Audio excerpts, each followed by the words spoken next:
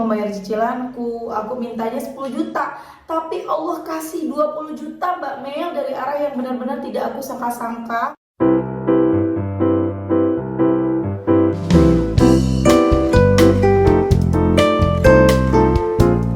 Bismillahirrahmanirrahim. Alhamdulillahirrabbilalamin. Allahumma sholli ala Sayyidina Muhammad wa ala ali Sayyidina Muhammad. Assalamualaikum warahmatullahi wabarakatuh. Halo teman-teman, apa kabar? Mudah-mudahan teman-teman selalu dalam lindungan Allah Subhanahu wa taala. Amin ya rabbal alamin. Alhamdulillah, kali ini aku akan sharing lagi nih pengalaman sholawat dari teman-teman kita. Tapi sebelumnya buat teman-teman yang belum punya buku ini buku pertama aku, harganya 55.000. Kalau teman-teman mau beli, teman-teman bisa beli di Gramedia atau teman-teman bisa beli ke admin atau bisa langsung aja aku akan bacain testimoninya. Ini dari Mbak N di Kaltim nih teman-teman. Mbak N ini minta namanya disamarin ya.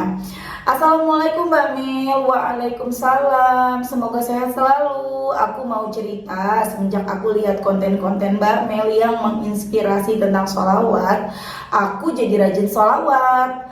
Aku amalin sholawat munjiat dan sholawat Jibril setiap selesai sholat dan setiap beraktivitas di rumah. Aku hanya ibu rumah tangga yang waktu itu harus menyelesaikan cicilan yang waktunya hanya tersisa 2 hari. Kalau di total cicilannya senilai 10 juta. Aku udah gak bisa mikir lagi saat itu. Bingung mau ngadu kemana lagi. Gaji suamiku minim sekali. Terus aku coba sholawat dan mendekatkan diri dengan Allah, berpasrah dengan Allah dan meminta pertolongan Allah. Minta mampukan, minta mudahkan untuk membayar cicilanku. Aku mintanya 10 juta, tapi Allah kasih 20 juta Mbak Mel dari arah yang benar-benar tidak aku sangka-sangka. Masya Allah, Allah memang maha kaya Mbak Mel. Allah tunjukkan keajaibannya dengan sholawat. Mudah-mudahan aku bisa istiqomah Mbak, amin. Terima kasih atas konten-konten bermanfaatnya Mbak Mel. Semoga sehat selalu dan selalu diberikan rezeki yang berlimpah, amin. Maaf Mbak kalau mau dijadikan testimoni namanya disamarin atau diinisialin aja ya. Kemudian aku tanya teman-teman, kalau boleh tahu gimana cara Allah ngasih 20 jutanya? Waktu itu ditelepon sama paman saya, diajak ikut keluar kota. Nggak tahu, katanya pengen aja ngajak saya. Tapi waktu beliau nelpon, saya sedang nangis karena selesai sholat duha. Nah, ditanyalah sama beliau, kenapa saya menangis. Akhirnya saya ceritakan, dengan entengnya beliau bilang, kirim nomor rekening kamu biar saya transfer. Dan alhamdulillah ya Allah, ditransfer 20 juta Mbak. Ini kata saya lebih paman. Udah pakai aja, sisanya buat kamu usaha kecil-kecilan. Nangis saya Mbak, berterima kasih dengan Allah. Allah sangat baik. Memang sih sebelumnya saya minta ampunan dulu ke orang tua saya Mbak. Saya meminta maaf, minta ampunan ke orang tua. Kemudian saya melakukan sholat duha. Hanya selisih waktu beberapa jam loh Mbak. Allah jawab doa saya, Masya Allah. Kemudian aku tanya lagi kan teman-teman, Mbak N baca sholawatnya berapa banyak waktu itu? Kemudian dijawab 12.000 Mbak Mel. Nggak putus-putus aku sholawatan terus. Masya Allah ya teman-teman ya, itu tadi testimoni dari Mbak N di Kalimantan. Usaha itu selalu sepadan dengan hasilnya. Hasil tidak akan mengkhianati usaha ya. Ada di surat An-Najm ayat 39, dan bahwasanya manusia akan memperoleh apa yang telah diusahakannya. Tuh teman-teman. Jadi usaha tidak akan mengkhianati hasil. Kita akan memperoleh apapun sesuai dengan usaha kita. Usaha teman-teman tuh bagaimana gitu loh. Udah bener-bener belum usahanya? Kita kadang-kadang baru sehari, 2 hari, bahkan ada yang komen di TikTok kalau nggak salah ya. Aku sudah sholawatan, tapi kenapa belum ada pertolongan? Aku tanya, sudah istiqomah belum? Beliau bilang aku sudah istiqomah sholawatan, tapi kenapa belum ada pertolongan? Kemudian aku tanya, udah berapa lama baca sholawatnya? Udah berapa lama deketin Allahnya? Beliau bilang 7 hari. Itu baru 7 hari teman-teman. Apakah sudah sepadan dengan kesalahan-kesalahan kita yang sudah bertahun-tahun, bahkan mungkin udah belasan tahun? Apakah sudah sepadan? Ya, harusnya kita malu gitu. Baru kita deketin Allah beberapa hari, beberapa minggu ya, kita udah merasa Allah tuh kayak harus banget nolongin kita. Kita ini siapa? Kita aja nih ya, kesel sama orang yang udah nyakitin kita banget. Dia udah baik-baikin kita, udah mungkin berbulan-bulan minta maaf, berbulan-bulan berbuat baik-baikin kita tetap berat buat maafin, ya enggak? teman-teman. Ya memang kita nggak bisa nyamain kita sama Allah, enggak. Maksudnya gini loh teman-teman, ya kita malu gitu loh, baru deketin Allah, udah banyak salah sama Allah selama ini, jauh dari Allah. Ketika baru ngedeketin, marah-marah, komplain, kok Allah nggak ngabulin, kok Allah nggak adil, kok Allah begini. Kita ini siapa? Ya, jadi buat teman-teman yang doanya belum dikabulkan, coba koreksi diri lagi, ngaca lagi. Ya, kalimat sederhananya ya ngaca gitu ya, kalimat sederhananya introspeksi diri. Udah sepadan belum? Udah sebanding belum? Kesalahan-kesalahan kita, jauhnya kita sama Allah dulu dengan sekarang kita mulai deketin diri sama Allah. Pantaskan diri, fokus ke ampunan Allah. Kalau kita sudah pantas, kita nggak usah nagih-nagih ke Allah. Allah tuh udah nolongin kita dengan sendirinya. Dan teman-teman ya, kita nih mungkin masih banyak dosanya, tapi Allah kasih kita sehat. Allah masih kasih kita makan hari ini, pakai apapun makanan yang kita makan ya, walaupun kita cuma makan pakai kecap, itu nikmat. Kenapa aku bilang nikmat? Ya karena kita masih bisa hidup, masih bisa memperbaiki diri, masih bisa nelan makanan. Ya, betapa nggak enaknya ya aku ngerasain waktu aku sakit, bisa makan segala macem. Ya waktu itu aku habis dicabut giginya teman-teman, aku bisa makan segala macem, tapi aku nggak bisa makan karena gusi aku sakit. Tuh, kita bisa makan segala macam, tapi kita nggak bisa nelen, kita nggak bisa makan, kita lagi sakit. Itu nggak nikmat kan teman-teman? Ya nggak, bener nggak?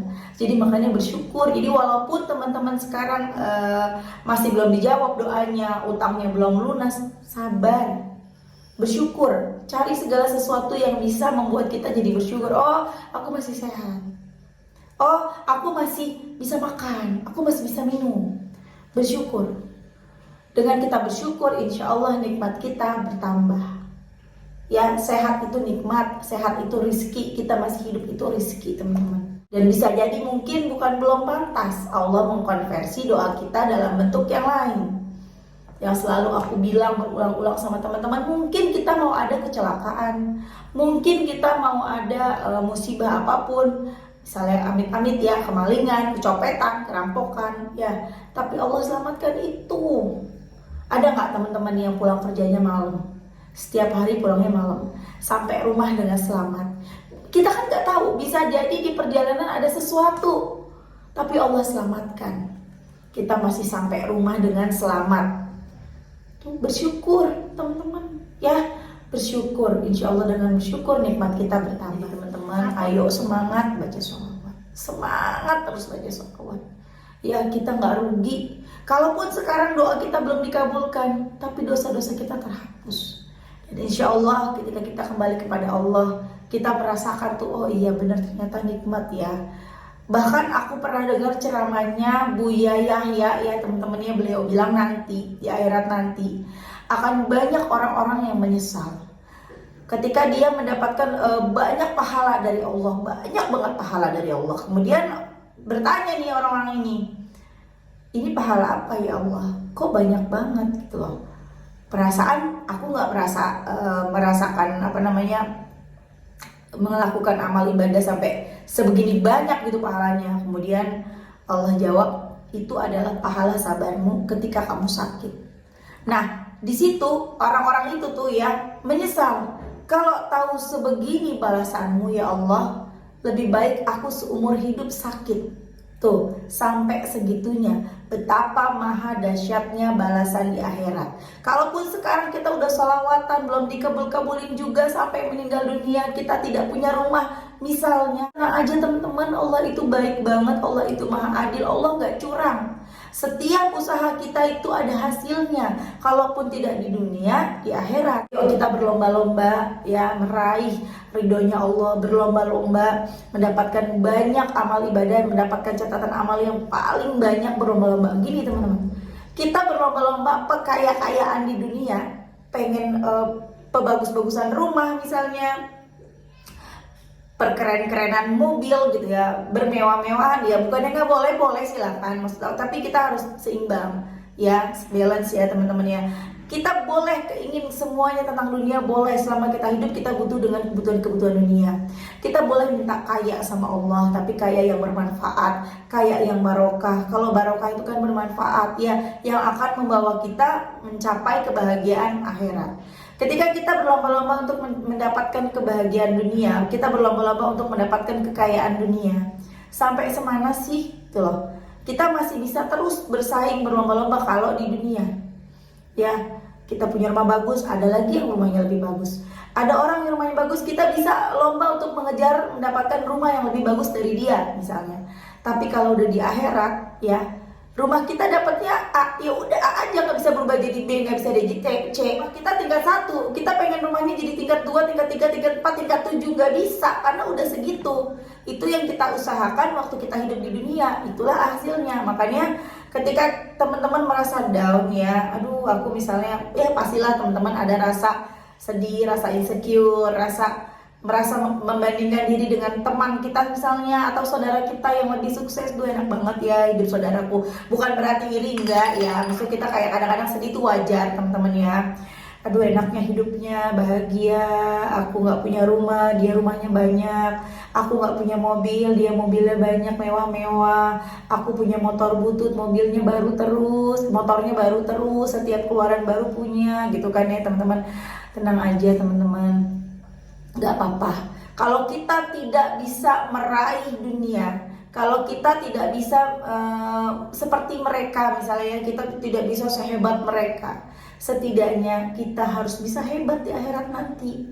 Kumpulkan amal sebanyak-banyaknya, banyakin baca sholawat sebanyak-banyaknya, karena sholawat tuh udah jadi modal banget buat kita. Sholawat itu modal banget, beneran nih ya, buat solusi buat orang-orang yang mager buat sholat, solusi buat orang-orang yang mager buat ngaji, solusi buat orang-orang yang mager buat beribadah. Tapi dengan kita baca sholawat, istiqomah baca sholawat, berubah.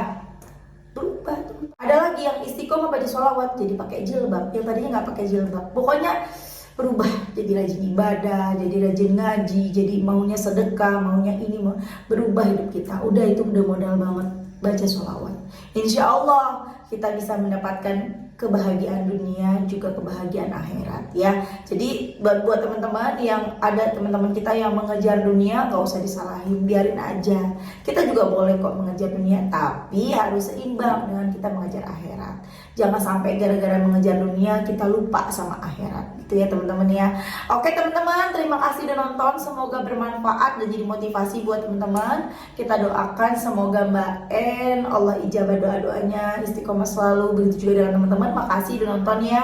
Semoga rezeki kalian terus bertambah dan barokah, amin. Utang-utang kalian lunas, doa-doa kalian segera dijabah, amin amin ya rabbal alamin. Dan kita semua selalu dalam lindungan Allah Subhanahu wa taala, amin amin ya rabbal alamin. Assalamualaikum warahmatullahi wabarakatuh.